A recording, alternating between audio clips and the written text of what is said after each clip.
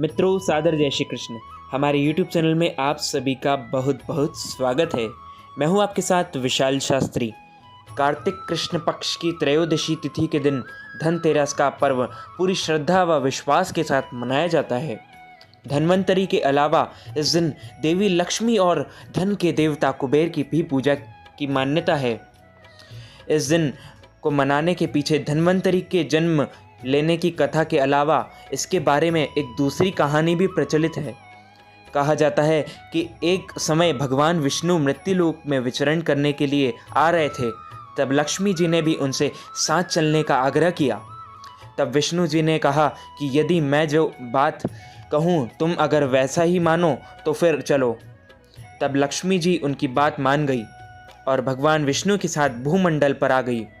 कुछ देर बाद एक जगह पर पहुंचकर भगवान विष्णु ने लक्ष्मी जी से कहा कि जब तक मैं ना आऊं तुम यहाँ ठहरो। मैं दक्षिण दिशा की ओर जा रहा हूँ, तुम उधर मत आना। विष्णु जी के जाने पर लक्ष्मी जी के मन में कौतूहल जागा कि आखिर दक्षिण दिशा में ऐसा क्या रहस्य है जो मुझे मना किया गया है, और भगवान स्वयं चले गए। लक्ष्मी जी से रहा ना गया और जैसे ही भगवान आगे बढ़े लक्ष्मी जी ने भी पीछे पीछे चल पड़ी। कुछ ही आगे जाने पर उन्हें सरसों का एक खेत दिखाई दिया जिसमें खूब फूल लगे हुए थे। सरसों की शोभा देखकर वह मंत्रमुग्ध हो गई और फूल तोड़कर अपना श्रृंगार करने के बाद आगे बढ़ी। आगे जाने पर एक गन्ने के खेत से लक्ष्मी जी गन्ने तोड़कर रस चूसने लगी।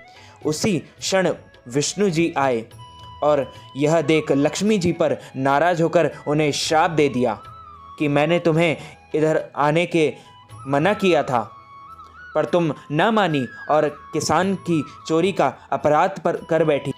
अब तुम इस अपराध के जुर्म में इस किसान की 12 वर्ष तक सेवा करो। ऐसा कहकर भगवान उन्हें छोड़कर क्षीर सागर चले गए। तब लक्ष्मी जी उस गरीब किसान के घर रहने लगी। एक दिन लक्ष्मी जी ने उन किसान की पत्नी से कहा कि तुम स्नान कर पहले मेरी बनाई गई इस देवी लक्ष्मी का पूजन करो, फिर रसोई बनाना, तब तुम जो मांगोगी मिलेगा। किसान की पत्नी ने ऐसा ही किया। पूजा के प्रभाव और लक्ष्मी की कृपा से किसान का घर दूसरे ही दिन से अन्न धन रत्न स्वर्ण आदि से भर गया। लक्ष्मी जी ने किसान को धन धान्य से पूर्ण कर दिया। किसान के 12 वर्ष बड़े आनंद से कट गए।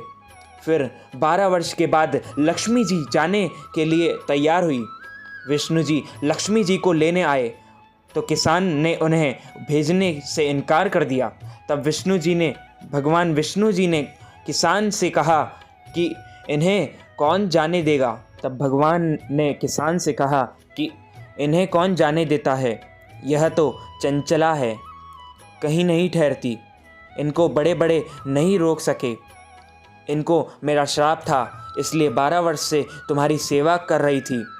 तुम्हारी 12 वर्ष सेवा का समय पूरा हो चुका है। किसान हठपूर्वक बोला कि नहीं, अब मैं लक्ष्मी जी को नहीं जाने दूंगा।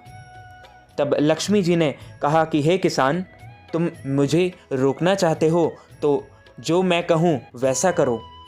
कल तेरस है, तुम कल घर को लीप पोतकर स्वच्छ करना, रात्रि में घी का दीपक जलाकर रखना और सायंकाल मेरा पूजन करना, और एक तांबे के कलश में रुपये भरकर मेरे लिए रखना। मैं उस कलश में निवास करूँगी, किंतु पूजा के समय मैं तुम्हें दिखाई नहीं दूंगी। एक दिन की पूजा से वर्ष भर मैं तुम्हारे घर से नहीं जाऊंगी। यह कहकर वह दीपकों के प्रकाश के साथ 10 दिशाओं में फैल गई। अगले दिन किसान ने लक्ष्मी जी के कथा अनुसार पूजन किया। उसका घर धन धान्य से पूर्ण हो गया। इसी वजह से हर वर्ष तेरस के दिन लक्ष्मी जी की पूजा होने लगी, इसलिए इसका नाम धनतेरस पड़ा। कार्तिक माह पूर्णिमांत की कृष्ण पक्ष की त्रयोदशी तिथि के दिन समुद्र मंथन के समय भगवान धन्वंतरी अमृत कलश लेकर प्रकट हुए थे। इसलिए इस तिथि को धनतेरस या धन त्रयोदशी के नाम से भी जाना जाता है। भगवान धन्वंतरी को विष्णु अवतार का अंश माना जाता है और इन्होंने ही पूरी दुनिया में चिकित्सा विज्ञान का प्रचार और प्रसार किया। भगवान धन्वंतरी के बाद माता लक्ष्मी 2 दिन बाद समुद्र से निकली थी, इसलिए उस दिन दीपावली का पर्व मनाया जाता है। इनकी पूजा अर्चना करने से आरोग्य सुख की प्राप्ति होती है। तो मित्रों, हमारे इस ज्ञानवर्धक वीडियो को अधिक से अधिक लोगों तक शेयर कीजिएगा, लाइक कीजिएगा, कमेंट कीजिएगा। कमेंट में जय श्री कृष्ण अवश्य लिखिएगा। मैं मिलता हूँ आपको किसी नई वीडियो के साथ। तब तक के लिए सादर जय श्री कृष्ण, सादर धन्यवाद।